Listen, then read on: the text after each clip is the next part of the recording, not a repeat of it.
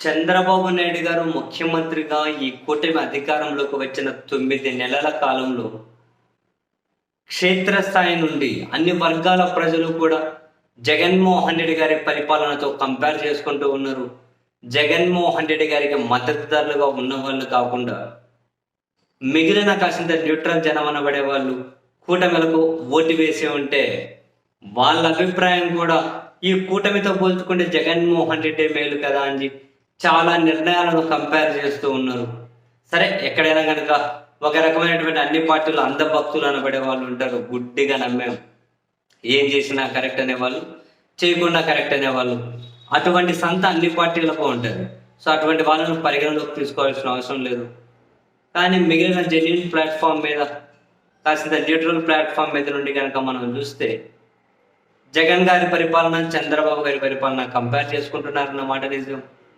జగన్ ముఖ్యమంత్రిగా ఉన్నప్పుడు ఎలాంటి ప్రతి కష్టం ఆయన వచ్చి బేలతనం అని చెప్పి ప్రదర్శించకుండా ఇచ్చిన ప్రతి మాట అమలు చేసుకుంటూ వచ్చారు కదా అని చాలామంది జగనే బెటర్ అనే అభిప్రాయాన్ని వ్యక్తం చేస్తూ ఉండడాన్ని కూడా మనం చూస్తూ ఉన్నాం. ఈ క్రమంలో ఇప్పుడు ఆ లిస్టులోకి తెలుగుదేశం పార్టీకి సంబంధించిన అభిమానులు, తెలుగుదేశం పార్టీకి సంబంధించిన క్యాడర్ కూడా ఒక విషయంలో మా చంద్రబాబు గారితో పోలిసే విషయంలో జగన్ రెడ్డి మేలు కదా అని పోస్టులు పెట్టే వరకు వచ్చింది.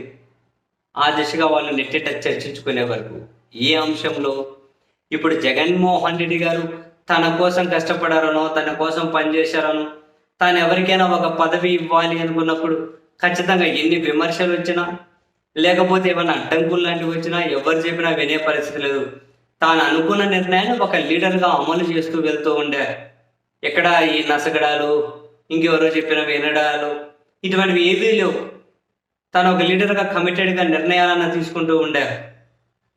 కానీ ఇప్పుడు మా తెలుగుదేశం వరకు వస్తే ఒక నిర్ణయం తీసుకుందామని లోకేష్ గారు అనుకుంటే చంద్రబాబు గారికి నచ్చదు, చంద్రబాబు గారికి అనుకుంటే లోకేష్ గారికి నచ్చదు, ఇద్దరికి అనుకుంటే ఇంకెక్కడైనా లోకల్గా ఉన్న తెలుగుదేశం పార్టీ వాళ్ళకి నచ్చదు. ఈ ఓవరాల్గా టీడీపీని నిర్ణయం తీసుకుందాం అనుకుంటే బీజేపీకి నచ్చదు, బీజేపీకి నచ్చితే జనసేనకు నచ్చదు. సో ఒక నిర్ణయం తీసుకోవాలి, పార్టీ కోసం పనిచేసిన వాళ్ళకి ఏమైనా పదవి ఇవ్వాలి, ఏమైనా బాధ్యతలు ఇవ్వాలి అంటే ఇవ్వాలని ఉన్నా ఇవ్వలేని పరిస్థితి మా నాయకత్వానిది. ఎందుకంటే పక్క పార్టీ వాళ్ళు ఏమనుకుంటారు, ఒక నిర్ణయం తీసుకోవాలి అంటే జనసేనని సాటిస్ఫై చేయాలి, బీజేపీని సాటిస్ఫై చేయాలి. వాళ్ళందరినీ సాటిస్ఫై చేయకుండా ఏ నిర్ణయం ప్రకటించలేకపోతూ ఉన్నాం.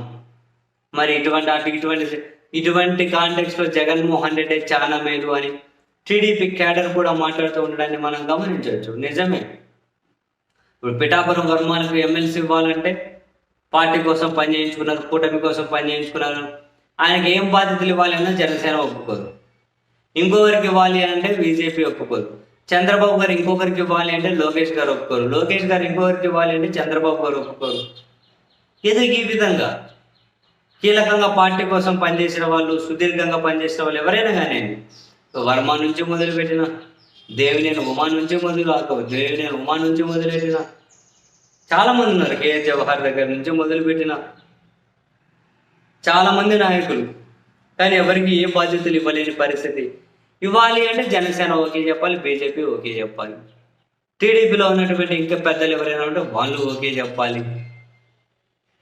మరి ఎవరైనా ఈ విధంగా పార్టీ వాడుకొని వదిలేసుకుంటూ వెళ్తే భవిష్యత్తులో పార్టీకి ఎవరైనా కమిటెడ్గా పనిచేయాలి అంటే ఎలా పనిచేస్తారు అన్నది టీడీపీ క్యాడర్ సూటిగానే వాళ్ళ అధినాయకత్వం ముందు పెడుతున్నటువంటి ప్రశ్న.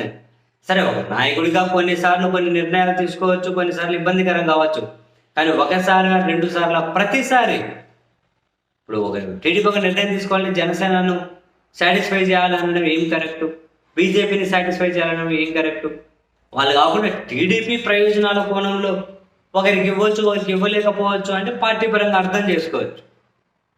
కానీ టీడీపీలో ఎవరికి ఇవ్వాలో జనసేన నిర్ణయించడం ఏంటి, బీజేపీ నిర్ణయించడం ఏంటి అన్నది టీడీపీ కరుడు కట్టిన టీడీపీ క్యాడర్ కూడా పెడుతున్నటువంటి ప్రశ్న. నిజమే, వాళ్ళు చేస్తున్న చర్చ అయితే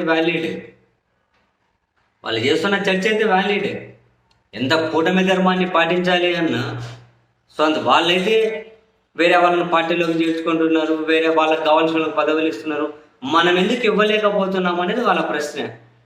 సో మరి ఇటువంటి కాంటెక్స్లో జగన్మోహన్ రెడ్డి గారికి చాలా మేలు, కానీ ఇక్కడేమో నమ్ముకున్న వాళ్ళకు కష్టపడే వాళ్ళకైతే పదవులు లేకుండా పోతున్నాయి అని తెలుగుదేశం పార్టీ క్యాడర్ అయితే చాలా నిర్వేదంలో అయితే ఉంది, చాలా తీవ్రమైన అసంతృప్తిని అయితే వ్యక్తం చేస్తూ ఉన్నారు.